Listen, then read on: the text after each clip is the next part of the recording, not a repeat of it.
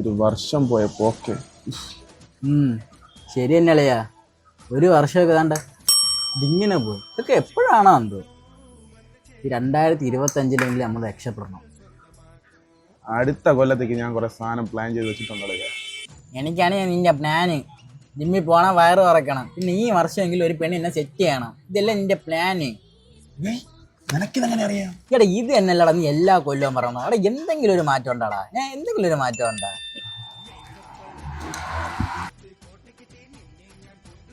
ഈശ്വര, ഇവനും പെണ്ണ. ഞാൻ ഇങ്ങനൊന്നും മുരടിച്ചു പോവേ ഉള്ളൂ. കൊച്ചിന്റെ പേരെന്തിരളിയാ? കൊച്ചാ ഏത് കൊച്ച്? പിന്നെ നീ അവിടെ പോയേ?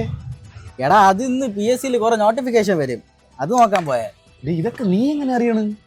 എടാ ഞാൻ നമ്മുടെ സൂപ്പർ നോട്ട്സിൽ അഡ്മിഷൻ എടുത്തിട്ടുണ്ട്. അതുവഴി നമുക്ക് പറഞ്ഞ നോട്ടിഫിക്കേഷൻസും ക്ലാസ്സും എല്ലാം അതിലുണ്ട്. എനിക്ക് സെൻഡ് ചെയ്താ നോട്ടിഫിക്കേഷൻസ് വന്ന്.